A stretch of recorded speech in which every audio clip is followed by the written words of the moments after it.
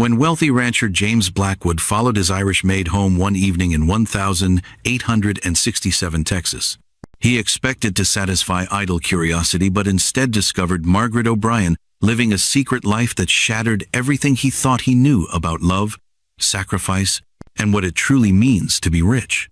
As he watched her spin a laughing child through a humble garden, James realized his golden cage had blinded him to the real treasure that had been serving at his table for months. But what desperate circumstances would force a man to choose between his fortune and his heart? Lightning split the dark sky above the Blackwood Ranch as James stumbled through his front door, whiskey on his breath and anger in his heart. The grand staircase stretched before him like a mountain he didn't want to climb, its polished wood gleaming under the crystal chandelier that cost more than most folks earned in a year. "Another business meeting," he muttered, throwing his hat toward the coat rack and missing.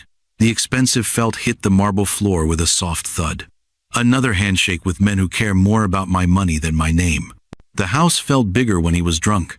Empty rooms echoed his footsteps as he wandered through hallways lined with paintings of dead relatives. Their painted eyes seemed to judge him, asking silent questions about what he'd done with the family fortune. Built it bigger, that's what. Made it so large that it blocked out the sun. A soft sound from the kitchen caught his attention. James paused, listening. Someone was moving around down there, quiet as a church mouse. He checked his pocket watch, nearly midnight. Who would be working so late? His boots made too much noise on the wooden steps leading to the servants' area. James tried to walk softer, but whiskey made his legs clumsy.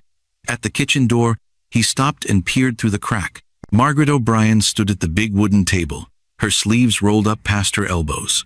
Flour dusted her dark dress like snow, and her red hair had escaped its pins to frame her face in soft curls. She was making bread, her hands working the dough with practiced skill. But that wasn't what made James forget to breathe. Margaret was crying. Silent tears rolled down her cheeks as she kneaded the bread, her shoulders shaking with the effort of keeping quiet. She pressed her lips together, trying to hold back sobs that wanted to escape. The sight hit James like a punch to the chest. He'd never seen her cry before. In 6 months of living under his roof, Margaret had been like a ghost there when he needed something, gone when he didn't. She cleaned his clothes, cooked his meals, and disappeared into the background of his life without making a sound. Now she stood in his kitchen at midnight, making tomorrow's bread while tears fell onto the wooden table. James wanted to walk away, to pretend he hadn't seen this private moment. But something kept his feet planted on the cold floor. Margaret wiped her eyes with the back of her hand, leaving a streak of flour across her cheek. She began to hum a low, sad melody that seemed to come from somewhere deep in her chest. The song was beautiful and heartbreaking, filled with longing for something far away. "Faith and Begorra," she whispered to herself, her Irish accent thick with emotion. "Keep your chin up, Maggie girl. Morning will come, and with it, better days." James had never heard her use a real name before. To him, she was just Margaret, the maid who took care of his house. But here, in the dim kitchen light, she was Maggie, a woman with her own dreams and sorrows. She shaped the bread into loaves, placing them in pans with gentle care. Each movement was practiced, efficient. How many nights had she done this while he slept upstairs in his soft bed? How many times had she worked while he complained about being lonely? A board creaked under James's weight. Margaret spun around, her eyes wide with fear. When she saw him, her face went pale. "Mr. Blackwood," she curtsied quickly, wiping her hands on her apron. "I'm sorry, sir. I didn't mean to wake you. I was just making bread." James finished, his voice rougher than he intended. "At midnight." Margaret nodded, her eyes fixed on the floor. "Mrs. Henderson asked me to have it ready for breakfast. I lost track of time with my other duties." Other duties? James wondered what those were. He paid her wages, but they couldn't be much. Enough to live on, but not enough to save. Not enough to build a life beyond these walls. "You were crying," he said. Her hand flew to her cheek, finding the flour streak. "No, sir. Just the flour makes my eyes water sometimes." It was a lie, and they both knew it. But James didn't push. He'd already intruded too much on her private moment. "The bread smells good," he said instead. Margaret looked up, surprise flickering across her face. "Thank you, sir. It's my grandmother's recipe. She taught me back in County Cork, Ireland." James knew she'd come from there, but he'd never thought about what she'd left behind. Family. Maybe. Friends. A whole life traded for work in a stranger's kitchen. "Do you miss it?" he asked. "Ireland?" Margaret's hands stilled on the towels she was using to clean the table. For a moment, James thought she wouldn't answer. Then she spoke, her voice soft as feathers. "Every day, sir. But missing something doesn't change what is. This is my life now." The words hung between them like smoke. James wanted to ask more questions, to understand this woman who lived in his house but remained a mystery. Instead, he nodded and turned to leave. "Mr. Blackwood?" Margaret's voice stopped him at the door. "Thank you for asking." James looked back at her, standing alone in the big kitchen with flour in her hair and sadness in her eyes. Something shifted in his chest, like a door opening after years of being locked. "Good night, Margaret." "Good night, sir." He climbed the stairs to his empty bedroom, but sleep wouldn't come.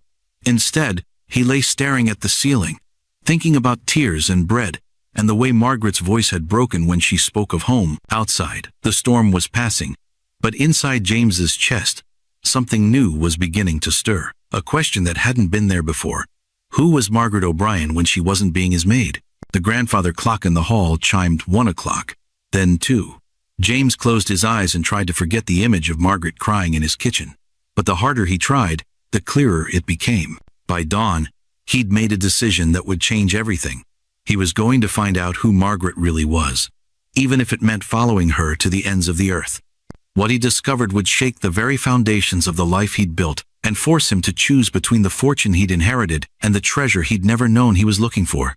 The Sunday morning sun painted the ranch in shades of gold and amber as James sat on his porch, a cup of coffee growing cold in his hands. Church bells rang in the distance, calling the faithful to worship, but James had no intention of joining them. He had other plans. Margaret appeared at exactly 7 o'clock, her best dress pressed and her hair pinned beneath a simple hat. She carried a small basket over her arm and walked with purpose toward the road leading to town. James set down his coffee and followed, keeping far enough back to avoid being seen. His heart hammered against his ribs like a bird trying to escape a cage. What was he doing? Following his maid like some kind of spy? The thought made his cheeks burn with shame, but he couldn't stop himself. The road to town was dusty and rutted from the recent rains. Margaret walked quickly, her skirt swishing around her ankles. She didn't look back once, but James stayed hidden behind trees and rocks, just in case. Halfway to town, Margaret turned off the main road onto a narrow path that James had never noticed before. Wild sunflowers grew tall on either side, their bright faces turned toward the sky. The path wound through a small grove of oak trees, their branches heavy with Spanish moss. James crept closer, his boots silent on the soft earth. Through the trees, he could see a small cabin, its wooden walls weathered gray by years of Texas sun and rain. Smoke curled from the chimney, and a tiny garden grew beside the front door. Margaret reached the cabin and called out, "Timothy, I'm home." A little boy burst through the door like a cannonball, his blonde hair catching the sunlight. He couldn't have been more than 4 years old, but he ran to Margaret with the confidence of someone who knew he was deeply loved. "Mama!" he cried, throwing his arms around her legs. "Mrs. Garcia made biscuits, and I helped." Margaret swept him up, spinning him around until they both laughed. The sound was pure joy, nothing like the quiet woman who served James's meals. This Margaret was alive, vibrant, full of warmth that seemed to light up the entire clearing. "Did you now?" she said, setting Timothy down and ruffling his hair. "And did you remember to say thank you?" "Yes, Mama. I used my manners, just like you taught me." James pressed himself against the trunk of a large oak, his mind reeling. Margaret had a son, a child who called her Mama and waited for her in this hidden cabin. How had he not known? How had she kept this secret for 6 months? An older woman emerged from the cabin, wiping her hands on her apron. She was Mexican, with kind eyes and graying hair braided down her back. "Buenos dias, Margaret," she said, her English accented but clear. "Timothy has been an angel. He helped me make breakfast and fed the chickens." "Thank you, Mrs. Garcia. You're too kind to us." The woman waved away Margaret's thanks. "It is nothing. The boy brings light to my day. But you look tired, Mija. Are you sleeping enough?" Margaret's smile faltered slightly. "I'm fine. Just working hard to save money." Timothy needs new shoes, and winter will be here before we know it. James felt something twist in his stomach. Margaret was saving money for her son's shoes while he complained about being lonely in his mansion. The contrast made him feel sick. "Mama, will you tell me the story about the leprechaun?" Timothy asked, tugging on Margaret's skirt. "After we eat," she promised. "But first, let's see what Mrs. Garcia has made for us." They went inside, and James was left alone with his thoughts. Margaret had a son. She was a mother, not just a maid. She lived in this tiny cabin and worked in his big house to provide for a child who lit up when he saw her. The weight of this knowledge settled on his shoulders like a heavy blanket. For months, he'd barely noticed her. She was just another servant, someone who cleaned and cooked and disappeared when her work was done. But she had a whole life outside his walls. A little boy who needed shoes, and a woman who made breakfast for them both. James thought about his own childhood, growing up in the big house with tutors and servants. He'd never wanted for anything, never worried about shoes or food or having a warm place to sleep. His biggest concern had been which horse to ride or which book to read. But Timothy's laughter echoed through the cabin walls, and James realized that the boy had something he'd never had. A mother who loved him so much she worked herself to exhaustion to provide for him. Through the window, he could see Margaret helping Timothy eat his breakfast. She cut his food into small pieces and wiped his face with gentle hands. Every movement spoke of love and patience and sacrifice. "Tell me about the crossing, Mama," Timothy said around a mouthful of biscuit. "About the big ship and the whales." Margaret's face grew sad. "Oh, sweetheart, that's not a happy story." "But it has a happy ending," Timothy insisted. "Because we're here now, and we're safe." "Yes," Margaret whispered, touching his cheek. "We're safe now." James wanted to leave, to go back to his house and pretend he'd never seen this private moment. But something kept him rooted to the spot. He needed to understand who Margaret really was, what had brought her to his door with a child in tow. Mrs. Garcia began clearing the dishes, and Margaret stood to help. "I should get Timothy ready for his nap," she said. "I need to get back to work soon." "Work on Sunday?" Mrs. Garcia frowned. "Even God rested on the seventh day." Margaret's laugh was bitter. God didn't have bills to pay. The words hit James like a slap. Margaret worked 7 days a week, leaving her son with a neighbor while she cleaned his house and cooked his meals. She probably hadn't had a day off since she'd started working for him. Timothy began to fuss, tired from his morning play. Margaret picked him up, holding him close as she swayed back and forth. She hummed the same sad melody James had heard in the kitchen. And slowly, the boy's eyes grew heavy. "Sleep now, my love," she whispered. "Dream of green fields and fairy tales." James watched her put Timothy to bed, his heart aching with an emotion he couldn't name. This was love in its purest form, sacrifice without complaint, devotion without conditions. Margaret gave everything she had to her son, and somehow still found strength to work in James's house. When she emerged from the cabin, Margaret looked different. Older, maybe. More tired. The joy she'd shown with Timothy had faded, replaced by the careful mask she wore at work. "I'll be back after dark," she told Mrs. Garcia. "Thank you for watching him. It is my pleasure. But Margaret, you cannot keep this pace forever. You need rest, and Timothy needs his mother." "I know," Margaret said quietly. "But what choice do I have? This job is the best I can find. Mr. Blackwood pays fair wages, and the work is steady." Fair wages. James thought about what he paid Margaret, and realized it was probably generous by the standards of domestic help. But it wasn't enough to let her stop working 7 days a week. It wasn't enough to let her be a mother instead of just a maid. Margaret walked back toward the main road, and James followed at a distance. His mind raced with questions and possibilities. He could give her a raise, but that might seem suspicious. He could give her Sundays off, but she'd probably find other work to fill the time. What he really wanted was to understand her story. How had she come to Texas? Where was Timothy's father? What dreams had she left behind in Ireland? As they reached the ranch, Margaret disappeared into the servants' quarters, and James climbed the steps to his empty house. The contrast between his life and hers had never been clearer. He had everything money could buy and nothing that mattered. She had nothing but a son's love and everything that made life worth living. But as James sat in his study, staring at the ledger that showed his vast wealth, a new thought began to form.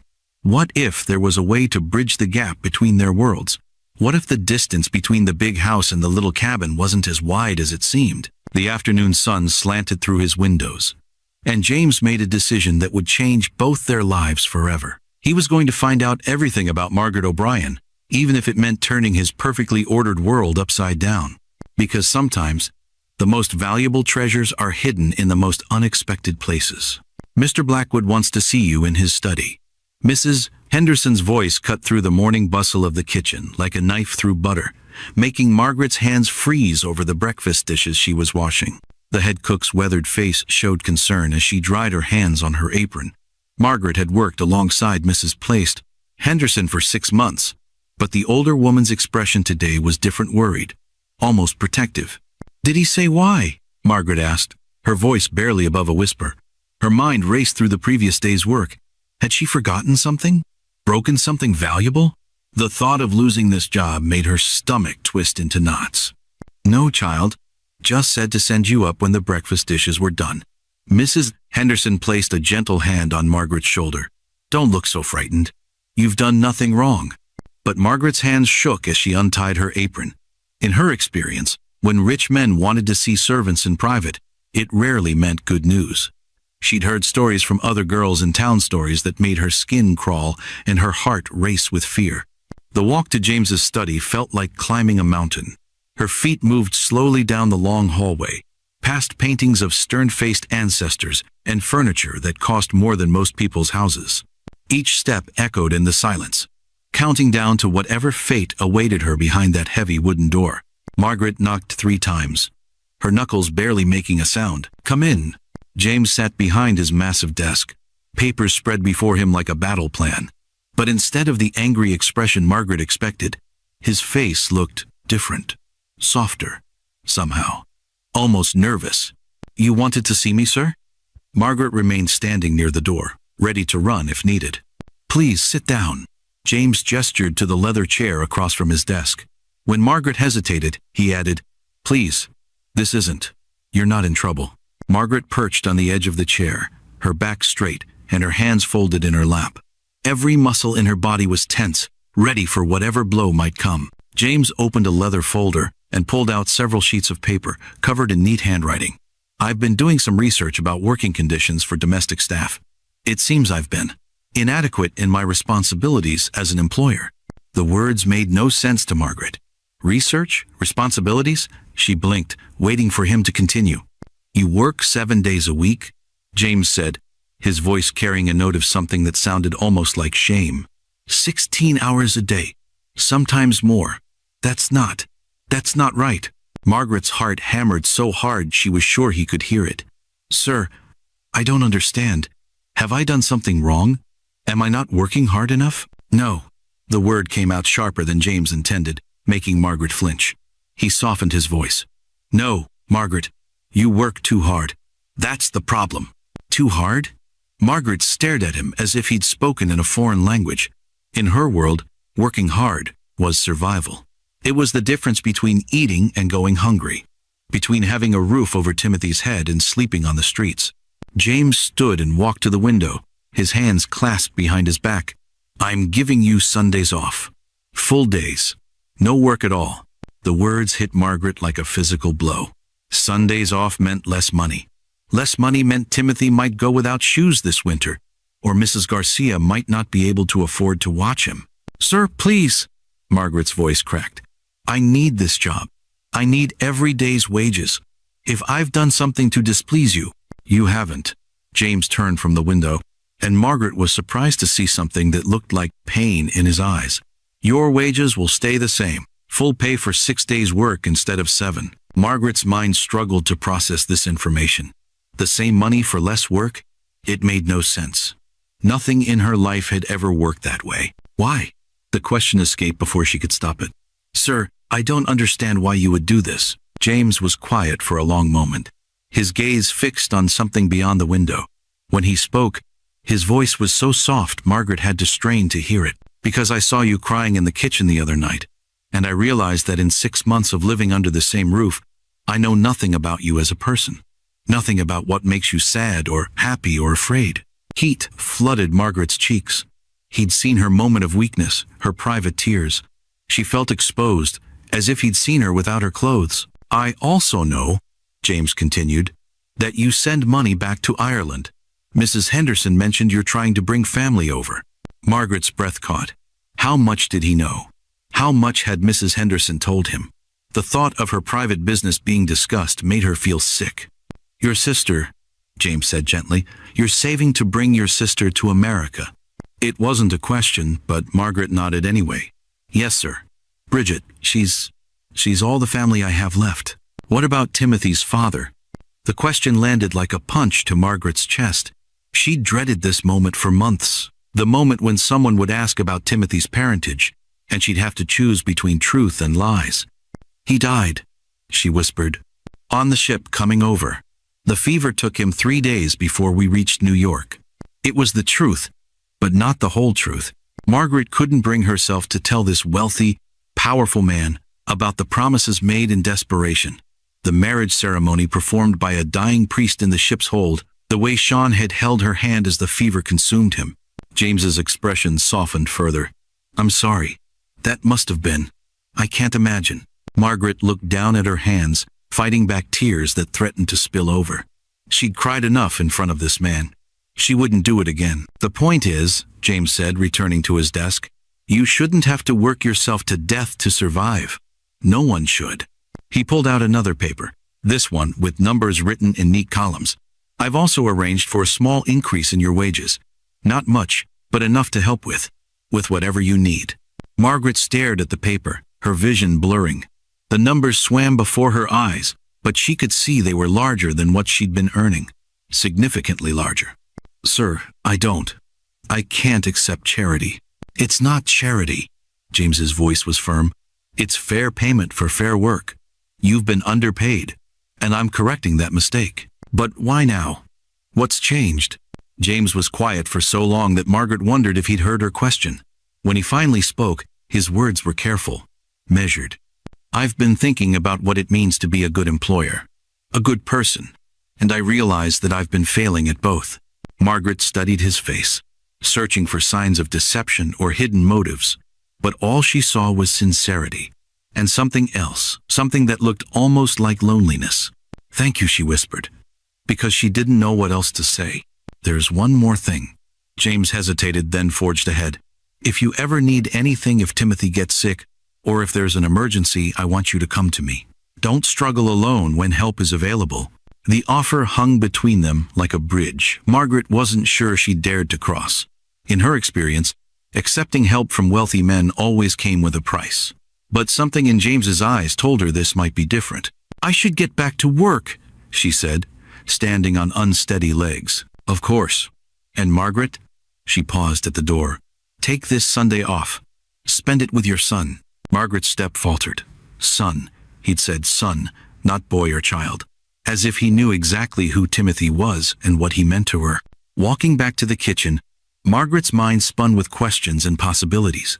James Blackwood had just changed her life with a few words and some papers, but she couldn't shake the feeling that this was only the beginning. What did he really want from her? And more importantly, what was she willing to give in return? The letter arrived on a Tuesday that started like any other, but would end with Margaret's world turned completely upside down.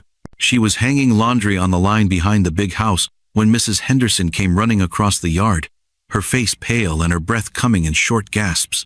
"Margaret!" The older woman waved a cream-colored envelope in the air. "A letter came for you, from Ireland." Margaret's hands went numb, and the wet sheet she'd been holding dropped back into the basket. Letters from Ireland meant only two things: death or disaster. Her sister Bridget had written faithfully once a month for 2 years, but those letters came in simple white envelopes addressed in Bridget's careful handwriting. This envelope was different. Expensive paper, formal writing, an official seal pressed into red wax. "Who brought it?" Margaret asked, her voice sounding strange to her own ears. The postmaster himself said it came with special instructions for immediate delivery. Mrs. Henderson pressed the letter into Margaret's trembling hands. "Child, you've gone white as fresh flour. Sit down before you fall down." But Margaret couldn't sit. She couldn't even breathe properly. With shaking fingers, she broke the seal and unfolded the letter. The words swam before her eyes as she tried to make sense of what she was reading. "Miss O'Brien," the letter began, "it is with great regret that I must inform you of events concerning your sister, Miss Bridget O'Brien, currently residing in County Cork." The paper fluttered from Margaret's hands like a dying bird. Mrs. Henderson caught it before it hit the ground and read the words that had drained all color from Margaret's face. "Oh, sweet Mary and Joseph," Mrs. Henderson whispered. "Margaret, I'm so sorry." Margaret sank to her knees in the dirt, her carefully constructed world crumbling around her. Bridget was dead. Her baby sister, barely 18 years old, had died of the same fever that had taken their parents 3 years ago. The letter went on to explain about debts, about the landlord seizing what little property remained, about there being nothing left to send to America. Nothing left. No family waiting for her in Ireland. No reason to keep saving money for passage that would never be used. Margaret was truly alone in the world now, except for Timothy. "Mrs. Henderson, Margaret's voice broke. "I need to get Timothy." "Of course, child. I'll hitch up the wagon." The ride to Mrs. Garcia's cabin passed in a blur of tears and disbelief. Margaret clutched the letter to her chest as if holding it tight enough might change the words written there. When they arrived, Timothy ran out to greet her, as he always did, his face bright with joy at seeing his mother. "Mama, look what I made!" He held up a crude drawing of stick figures holding hands. "It's you and me, and Mrs. Garcia." Margaret gathered him into her arms, breathing in the sweet scent of his hair. How could she explain to a 4-year-old that Aunt Bridget, whom he'd never met but who'd sent him carved toys for his birthday, was gone forever? "Mrs.?" Garcia took one look at Margaret's face and knew something terrible had happened. Without a word, she took Timothy's hand and led him inside for cookies and milk, giving Margaret space to fall apart. And fall apart she did. All the grief she'd held inside since leaving Ireland came pouring out in great, wrenching sobs. She cried for Bridget, for her parents, for the life she'd imagined building in America with her sister by her side. She cried for the loneliness that pressed down on her like a physical weight, for the fear that something might happen to Timothy and leave him as alone as she was now. When the tears finally stopped, Margaret felt hollow, scraped clean. She wiped her face with her apron and went inside to face her son. Timothy sat at Mrs. Garcia's kitchen table, his small hands wrapped around a cup of warm milk. His eyes were wide and worried as he looked at his mother's red, swollen face. "Mama, why are you sad?" he asked in his clear, sweet voice. Margaret sat down beside him and took his hands in hers. "Sometimes grown-ups get very sad news, sweetheart. Remember how I told you about Aunt Bridget in Ireland?" Timothy nodded solemnly. "She was going to come live with us." "Yes, but now she can't. She's gone to be with the angels, like Papa did." Timothy considered this with the seriousness only small children can muster. "Is she happy with the angels?" "I think so, love. I hope so." "Then maybe we should be happy for her, even though we're sad for us." The simple wisdom of his words broke Margaret's heart all over again. She pulled him close, marveling at this small person who somehow understood things that adults struggled with. "You're right, Timothy. We can be both sad and happy at the same time." They stayed at Mrs. Garcia's cabin until evening, Timothy playing quietly while the two women talked in low voices about grief and loss and the weight of raising a child alone in a foreign land. "You have job, you have home," Mrs. Garcia said as they prepared to leave. "That is more than many have." She was right, but the knowledge didn't ease the ache in Margaret's chest. As they walked back to the ranch in the gathering dusk, Timothy's small hand in hers, Margaret tried to imagine a future that didn't include the dream of reuniting with Bridget. At the servants' entrance, they nearly collided with James, who was coming out of the stables. He took one look at Margaret's face and stopped short. "What's wrong?" The question was immediate, urgent, as if her pain caused him physical discomfort. Margaret opened her mouth to say, "Nothing," to give the polite, distant answer expected of a servant. But the kindness in his eyes and the exhaustion in her soul made the truth spill out instead. "My sister is dead." The words hung in the air between them like a bridge neither of them expected. James's face went soft with sympathy, and without thinking, he stepped closer. "Margaret, I'm so sorry. Is there anything Do you need time off? To make arrangements? There's nothing to arrange, Margaret said, her voice flat with grief. She's buried already. There's nothing left. Timothy tugged on Margaret's skirt. Mama, I'm tired. James looked down at the little boy, really seeing him for the first time. Timothy had Margaret's red hair and delicate features, but his eyes were different blue where hers were green, trusting where hers were guarded. Hello there, James said gently, crouching down to Timothy's level. I'm Mr. Blackwood. Timothy studied him with the frank curiosity of childhood. You live in the big house. Mama works there. Yes, she does. She takes very good care of everything. She takes care of me too, Timothy said proudly. She makes the best bread in Texas. Despite her grief, Margaret felt a small smile tug at her lips. Timothy, mind your manners. It's all right, James said, standing.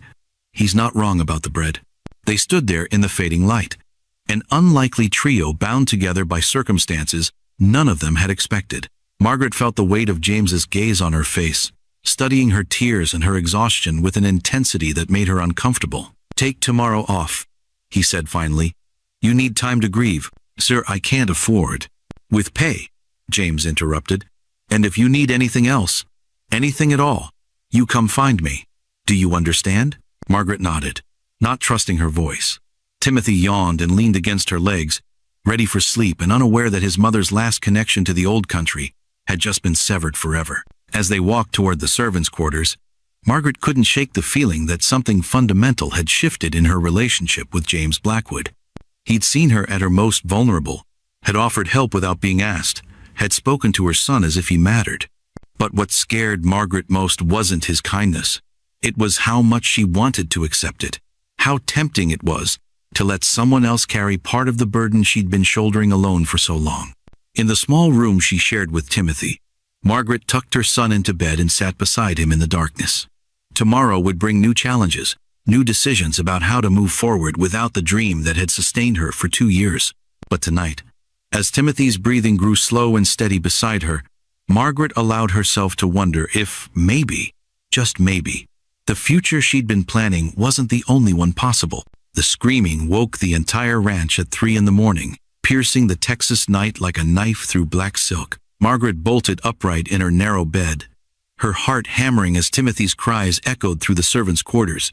But these weren't ordinary tears. This was the sound of a child in terrible pain. Mama, Mama, it hurts, Timothy thrashed in his small bed, his face burning with fever and his body shaking like a leaf in a storm. Margaret's hands flew to his forehead, and she gasped at the heat radiating from his skin. This wasn't the sniffles or a simple stomach ache. This was the kind of fever that killed children. The same fever that had taken Bridget, that had swept through the ship during their crossing. Mrs. Henderson! Margaret's voice cracked as she called for help. Mrs. Henderson, please! The older woman appeared in her nightgown, took one look at Timothy, and her face went pale. Dear Lord in heaven, how long has he been like this? I don't know. He was fine when we went to sleep. He was laughing at bedtime, telling me about the pictures he drew. Margaret's voice rose to near panic as Timothy's cries grew weaker. What do I do? What do I do? We need to get him to Dr. Morrison in town. Right now. But even as Mrs. Henderson spoke, they both knew the truth. Dr. Morrison lived 5 miles away, and his old horse moved slowly in the darkness. By the time they reached town, Timothy might be— No, Margaret shook her head fiercely. No, I won't let this happen. Not to him. Not to my baby. She wrapped Timothy in every blanket she could find, his small body limp and burning in her arms.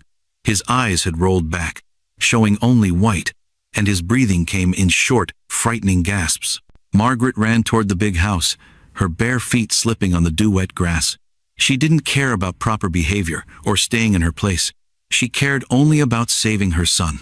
Mr. Blackwood! She hammered on the front door with her fist, Timothy's weight making her arms ache. Mr. Blackwood, please, I need help. A light appeared in an upstairs window, then footsteps on the stairs. James opened the door in his nightshirt, his hair messy from sleep.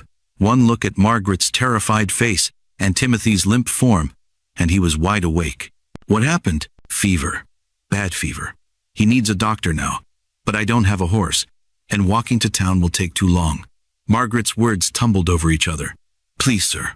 I'll work for free for a year, 2 years. I'll do anything. Just help me save my son. James didn't hesitate. Bring him inside. Sir, I can't. The servants aren't allowed. Forget the rules. James's voice was sharp with command.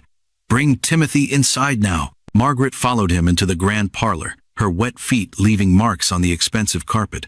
James cleared the papers from his writing desk and gestured for her to lay Timothy down. I'll saddle Thunder. He's the fastest horse we have. We can reach Dr. Morrison in half the time it would take the wagon. Thunder? Margaret stared at him.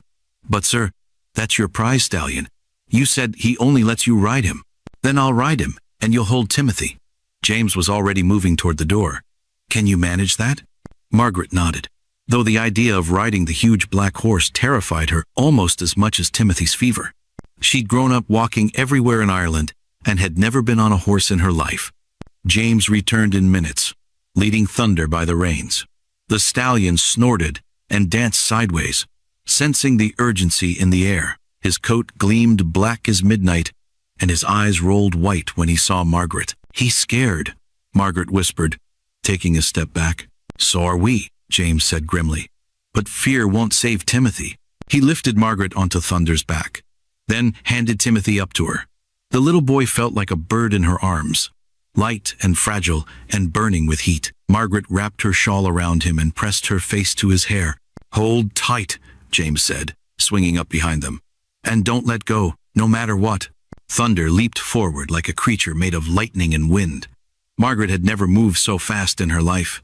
The ground flew beneath them in a blur of dark grass and scattered stones. The night air whipped her hair back and made her eyes water. But she held Timothy close and prayed harder than she'd ever prayed before. James's arms were strong around them both, keeping them steady as Thunder stretched into a full gallop. Margaret could feel the power of the horse beneath them, the way his muscles bunched and released with each stride. Despite her fear, she understood why James loved this animal. Thunder ran like he was racing the wind itself. How much farther? Margaret called over the sound of hoofbeats. 2 miles, maybe less. James's voice was tight with concentration. How is he? Margaret looked down at Timothy's face, pale in the moonlight. His breathing was so shallow she had to watch carefully to see his chest rise and fall. I don't know, she whispered. I can't tell. The lights of town appeared ahead like stars fallen to earth. Dr. Morrison's house sat at the end of the main street, a white 2-story building with a sign hanging from the front porch. James pulled Thunder to a sliding stop and leaped down, reaching up for Timothy. Dr. Morrison! James's voice boomed through the quiet street. Emergency! Open up! A window opened upstairs, and the doctor's gray head appeared. He took one look at the group below and disappeared, reappearing moments later at the front door in his robe and slippers. What have we here? Dr. Morrison took Timothy from James's arms, his experienced hands immediately checking the boy's pulse and breathing. High fever, rapid heartbeat. How long has he been like this? I don't know, Margaret said, wringing her hands. He was fine at bedtime. I woke up to him screaming. Dr. Morrison carried Timothy inside to his examination room, Margaret and James following close behind. The doctor's movements were quick and sure as he checked Timothy's eyes, listened to his chest, felt the glands in his neck. Scarlet fever, he said finally, his voice grave. I've seen 3 cases this month. It's moving through the county like wildfire. Margaret's knees went weak. Will he? Is he going to? I won't lie to you, Miss O'Brien. This is serious. The next 24 hours will tell us everything. Dr. Morrison began preparing medicines, his hands steady despite the late hour. But you got him here quickly, and that gives us a fighting chance. James stepped forward. What do you need? Medicine? Equipment? Money for specialists? Time, Dr. Morrison said simply, and prayer. I'll do everything I can with medicine, but the rest is in God's hands. Margaret sank into a chair beside Timothy's bed, her hand finding his small, hot one. She'd lost her parents to fever, lost Bridget to fever. She couldn't lose Timothy too. She wouldn't survive it. James stood behind her, his presence solid and reassuring. He's strong, he said quietly. Look how he's fighting. He gets that from his mother. Margaret looked up at him through tears. Thank you. For Thunder, for bringing us here so fast. I know you didn't have to. Yes, I did, James interrupted. I absolutely did. The words carried weight beyond their simple meaning, and Margaret felt something shift between them in the dim lamplight of the doctor's office. Whatever this was, this connection, this understanding, it had moved far beyond employer and servant. Outside, thunder stamped and snorted, still breathing hard from their wild ride. Dawn was still hours away, but Margaret knew she wouldn't sleep until Timothy opened his eyes and smiled at her again. As Dr. Morrison worked over her son, Margaret held Timothy's hand and wondered if this night would be the end of everything, or somehow, impossibly, the beginning. The sun was painting the sky pink and gold when Timothy's fever finally broke, his small body relaxing into peaceful sleep for the first time in 18 hours. Margaret hadn't moved from his bedside, her hand never leaving his, her whispered prayers filling the quiet room like incense. "There we are, Doctor," Morrison said softly, checking Timothy's pulse one more time. "Crisis has passed. He'll need rest and careful watching, but I believe the worst is behind us." Margaret's tears came then, not tears of fear, but of relief so profound it shook her entire body. She pressed her face against Timothy's small hand and sobbed quietly, all the terror and exhaustion of the night pouring out of her. James had dozed fitfully in a chair by the window, jerking awake every time Timothy stirred or Margaret made a sound. Now he stood and walked to the bedside, his own relief evident in the way his shoulders sagged. "He's going to be all right?" James asked, his voice rough from sleeplessness. "With proper care and rest, yes. But Miss O'Brien," Dr. Morrison turned to Margaret, his expression serious. "He'll need to stay quiet for at least a week. No running, no excitement. Just rest and good food." Margaret nodded, though her mind was already racing with worry. A week without work meant a week without wages. How could she afford to stay home with Timothy when every day's pay mattered so much? As if reading her thoughts, James spoke up. "I'll arrange for someone to cover your duties at the house. Take as much time as you need." "Sir, I can't ask you to." "You're not asking. I'm telling." James's voice brooked no argument. "Timothy needs his mother, and you need to be with him." Dr. Morrison glanced between them with curious eyes, clearly sensing undercurrents he didn't understand. In his 40 years of practice, he'd seen plenty of wealthy employers and their servants, but he'd never seen one ride through the night to save a servant's child. "I'll check on the boy tomorrow," Dr. Morrison said, gathering his instruments. "But for now, take him home and let him sleep." The ride back to the ranch was different from their desperate midnight journey. Thunder walked slowly, feeling the weight of exhaustion in all three of his riders. Timothy slept peacefully in Margaret's arms, his breathing steady and natural. The morning air was cool and sweet, filled with the scent of wildflowers and new grass. "Thank you," Margaret said quietly as they approached the ranch. "I don't know how to repay you for what you did tonight." James was quiet for a long moment, his arms still steady around them both. When he spoke, his words were careful, measured. "Margaret, I need to ask you something, and I want you to tell me the truth." Margaret's stomach tightened. "Yes, sir? Last night when Timothy was sick, you said you'd work for free for 2 years if I helped him. Did you mean that?" The question confused her. "Of course I meant it. I'd do anything to save my son. Even marry someone you didn't love?" The words hit Margaret like a physical blow. She turned in the saddle to stare at James, her eyes wide with shock, and something that might have been fear. "Sir, I don't understand what you're asking." "I'm asking," James said, his voice steady despite the magnitude of what he was proposing, "if you would consider becoming my wife." Thunder's hooves were the only sound for several heartbeats. Margaret felt as if the world had tilted sideways, as if everything she thought she knew had suddenly become uncertain. "Your wife?" she whispered. "But sir, I'm your maid. You're a wealthy man, and I'm nobody." "You're not nobody." James's voice was fierce with conviction. "You're the bravest woman I've ever met. You crossed an ocean alone with a baby. You work 16 hours a day to provide for your son. You'd ride a horse you'd never been on before to save Timothy's life." Margaret shook her head, still trying to process what she was hearing. "People would talk. Your friends, your business partners, they'd never accept." "Let them talk." James pulled Thunder to a stop just outside the ranch gates. "Margaret, I've been wealthy my entire life, and I've never been happy. Not truly happy. But watching you with Timothy, Seeing the way you love him without reservation, the way you fight for him. That's what I want in my life. You want a son, Margaret said slowly, understanding beginning to dawn. I want a family, James corrected. A real family. Not business associates or social obligations, but people who actually care about each other. Margaret looked down at Timothy, still sleeping peacefully in her arms. Her son had never had a father, had never known what it was like to have a man care about his welfare. The memory of James riding through the night to save Timothy's life was burned into her heart. But marriage? To James Blackwood? The idea was so far outside anything she'd ever imagined that she couldn't even picture it. I don't love you, she said honestly. I'm grateful to you, and I respect you. But I don't. I can't. I know, James said gently. I'm not asking for love. I'm asking for a chance. A chance to prove that we could build something good together. Something real. Margaret was quiet as they rode through the gates and toward the big house. Mrs. Henderson came running out to meet them, her face bright with relief when she saw Timothy sleeping peacefully. How is he? She asked, reaching up to touch the boy's forehead. Better, Margaret said. Much better. As James helped her down from Thunder's back, Margaret felt the weight of his proposal settling on her shoulders. Marriage to him would solve every practical problem in her life. Timothy would never want for anything. She could stop working herself to exhaustion. She could even bring Timothy up in the big house, give him opportunities she could never provide on her own. But it would also mean crossing a line she'd never imagined crossing.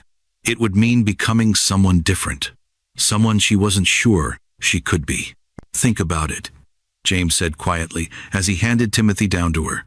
Take all the time you need. Nothing has to change unless you want it to. Margaret carried Timothy toward the servants' quarters, her mind spinning with possibilities and fears. Mrs. Perjanes Henderson walked beside her, chattering about remedies and recovery. But Margaret barely heard her. At her door, she turned back to look at James, still standing beside Thunder in the morning sunlight. He was watching her with an expression she'd never seen before, hopeful and vulnerable and somehow younger than his years. Could she do it? Could she marry a man she didn't love for the sake of giving Timothy a better life? And more importantly, was it possible that love might grow from such practical beginnings? As she tucked Timothy into his own bed and sat down to watch him sleep, Margaret found herself imagining a different future than any she'd dared to dream. A future where Timothy called James Papa, and where she wore silk dresses and worried about social calls instead of whether there would be enough money for shoes. It was a beautiful dream. But dreams had a way of turning into nightmares when you least expected it. The question was she brave enough to find out which this would be?